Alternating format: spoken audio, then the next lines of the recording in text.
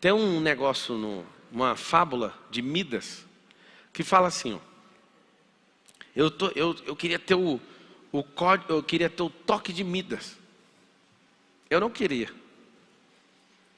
Por quê? Se Midas toca em algo, aquilo vira ouro. Isso aí eu pensei sozinho, não ouvi ninguém contando isso para mim, não. Você pensa, pô, eu queria que as coisas virassem ouro. Só que para você ter o toque de Midas, vai ter um problema. Você vai tocar no seu filho vai valer ouro. E acabou, você não tem filho, você transforma pessoas em coisas. Segundo problema de Midas. Eu transformo essa caixa em ouro, essa caixa já vai começar a valer uns 20 milhões de reais, se virar ouro maciço. O segundo toque de Midas faz o que com a caixa? Nada. Porque já virou. Ou seja, olha a mentalidade. Midas tem que trabalhar a vida inteira tocando nas coisas. Eu não. Eu preciso de tocar numa coisa, essa coisa prospera. Não vira ouro, mas ela começa a ser potencializada. Eu toco em gente, desbloqueio gente, essas pessoas vão lá e começam a montar uma fábrica disso. Eu participo do royalty. E aí Midas tem que ficar tocando em tempo inteiro e tem que tomar maior cuidado para não abraçar ninguém, porque se eu toco faz a pessoa virar coisa. Eu não quero toque de Midas, eu quero um olhar exponencial. Eu anotaria isso. Trocaria o toque de Midas pelo olhar exponencial. E eu te provo com uma garrafa de água. Olha isso aqui. Essa água tem 500 ml. 300 ml. Eu posso beber ela em paz, que vai dar certo. Midas não pode, porque se encostar vira o quê? Ouro. Só que para continuar esse processo de riqueza, não pode encostar em gente, vai ficar insensível e tem que ficar encostando em coisa, e cada coisa que ele encostar, vira ouro. Agora, alguém que tem um olhar exponencial, olha para essa garrafa e fala assim, ó, acha a mina, tem o nome da mina aqui em algum lugar, acha uma mina, faz um brand dessa marca, essa marca é muito boa, marca prata, começa a vender, começa a exponencializar e distribuir isso aqui no mundo inteiro. Midas faz tudo virar ouro, mas vai ter que trabalhar a vida inteira. Mas alguém com olhar exponencial faz uma marca dessa ficar bilionária. Porque o olhar exponencial vale mais do que toque de Midas. E o toque de Midas é mais preguiça. Porque eu quero pegar algo que vale, talvez essa garrafa d'água deve custar 10 reais. Qual da marca? Quando eu toco, isso aqui passa para 180 mil. É bem lindo a diferença. Só que o próximo toque não transforma mais nada. Agora o seu olhar, que é exponencial e contínuo, vai fazer as coisas virarem assombrosas e você vai parar de tocar nelas, porque elas vão andar sozinhas. Essa é a diferença. Isso é configuração de mente. Enquanto a gente tem pessoas que têm configuração de mente de ser escasso, tem outros que têm a configuração de abundância, tem outros que têm a configuração de alta prosperidade, tem gente que tem de transbordo, tem gente que tem de governo, depende. Não sei se você sabe, mas sua configuração tem um nome. Se fosse comparar, por exemplo, com o Windows, você seria o Windows 95, ou Windows NT, ou Windows 98, ou ME, ou 2000, ou XP, ou 10. Não sei qual que é o seu Windows, eu sei que pelo resultado que você tem, mostra a configuração que você carrega. Pablo, eu queria te ouvir assim, a minha vida ser transformada de uma vez. Pois é, a fé vem pelo ouvir, o resultado vem pela ação. Me ouvir não vai mudar a sua vida. Tem gente que está acreditando, não, se eu ouvir esse cara vai mudar a minha vida. Se você fizer as tarefas, vão. Isso vai poder mudar a sua realidade, porque sem ação não muda nada. Você pode ficar mentalizando, ouvindo 400 vídeos meus do YouTube, ler meus 20 e poucos livros, ficar só ouvindo. É a mesma coisa de falar na cabeça da semente. Ô semente, assiste a palestra do Pablo Marçal para você ver. A semente, não vou ouvir. Não, assiste os vídeos do YouTube, a semente ouve tudinho. Se a semente não fizer o que precisa ser feito, ela não vai prosperar. Uma semente sentada num sofá, prospera? Prospera? Uma semente no bolso, prospera? Aonde que a semente prospera? Na terra. Quando ela cumpre o propósito. Agora, a maioria das sementes que vão se secando, elas vão morrer do mesmo jeito. Agora vem a parte interessante. A semente, ela vai morrer de todo jeito. Você sabe disso ou não? Não tem semente que tem 200, 300 anos em lugar nenhum. A semente, ela vai morrer. Fala assim, ó. Eu também vou. Fala.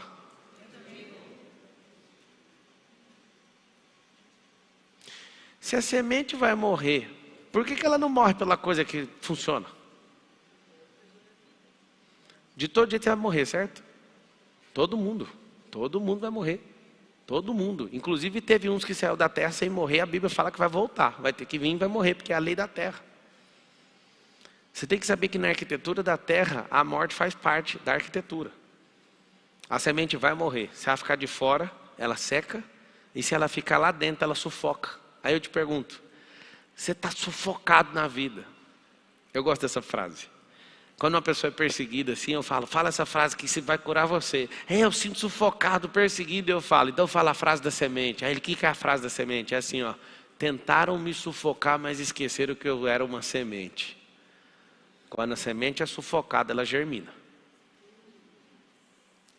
Isso é forte. Então, a semente vai morrer, você vai morrer. Por que você não resolve isso logo? Por que você não muda a mentalidade logo? Você não muda a configuração logo?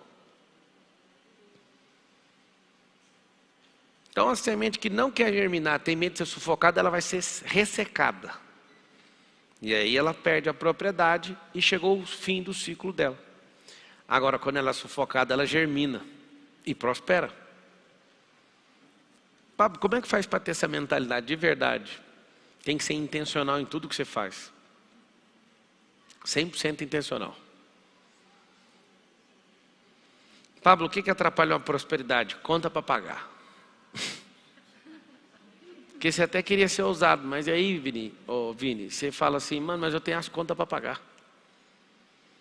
Aí o mais interessante é que desde a hora que eu comecei a palestra até agora, a coisa que a maioria balançou a cabeça foi isso. Então, acho alguém que me entende. Olha, você me entende, você deu essa... Isso é verdade.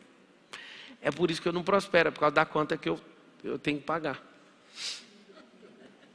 Vamos resolver isso? Vocês querem resolver, sim ou não? Tá. Tem gente que sempre pagou as contas em dia. Tem 30 anos que não prospera. Eu posso falar um absurdo ou não? Às vezes o que você precisa fazer é atrasar suas contas.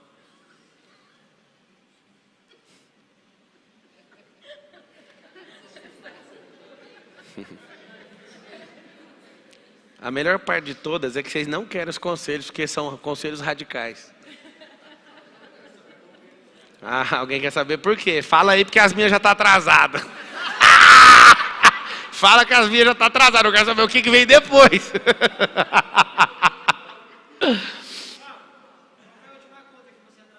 Rapaz, conta que eu atrasei vai ter uns 15 anos. Ou então alguma conta, né, que alguém deixou de pagar porque não viu. Mas eu lembro muito bem que uns 15 anos atrás, quando eu atrasei uma conta, foi por irresponsabilidade. Que eu estava fazendo exatamente o que eu estou querendo contar para vocês.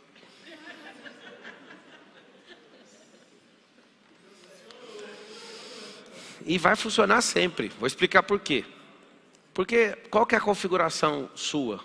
É de viver no padrão que você está vivendo agora. Você sabe disso ou não? Vocês têm que saber disso. O desenho do cérebro, ele é desenhado para permitir você chegar só até onde você está. Por exemplo, você tem um emprego e você dá conta de pagar suas contas, parece que você tem felicidade por causa disso. Olha a minha mentalidade. Carol casou comigo. Carol não está aí não? Acho que ela está lá na sala dela. Ela casou comigo e falou, meu bem, quando não sobrar dinheiro, eu já podei no primeiro dia. Você acredita que até hoje não sobra dinheiro? Você sabe por quê? Porque eu tenho uma mentalidade de investidor. Só que quando eu falava, não tinha nem dinheiro. E eu falava, não espere nem um dia, não vai sobrar dinheiro. Sobra é de quem não sabe usar. Eu lembro bem de ver a quantidade de sobra de tecido que tinha na fábrica de jeans da família. Aí eu falava, por que sobra isso? Olha o que eu fazia, não tinha isso na empresa. Eu calculava a sobra e pesava, vendia para rentabilizar a sobra, para ela não chamar mais sobra. Escuta o que eu estou te falando, presta atenção.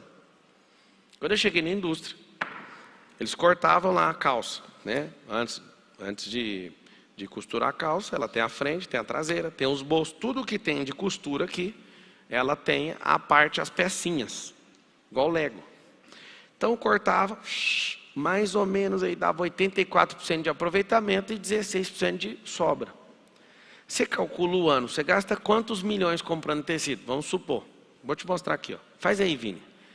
Você compra 5 milhões de reais de tecido. 5 milhões vezes 16%. Olha o que é a sobra. Vai dar quanto aí?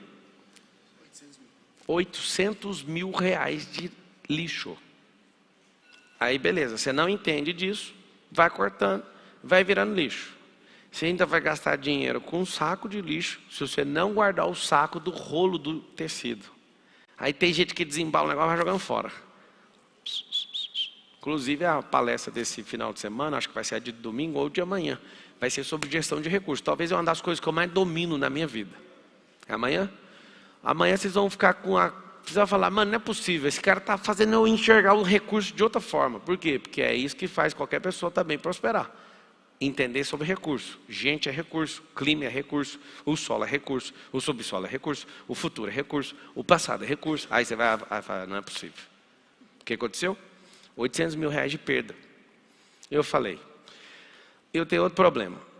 As pessoas vão jogar isso fora, não pode jogar fora. Então você tem que arrumar uma destinação. Aí eu fui atrás de gente que comprava isso no quilo. E depois eu fui fazer uma parceria com gente para fazer estopa. E Só que eu não resolvi o problema. Eu estava com 16% de desperdício.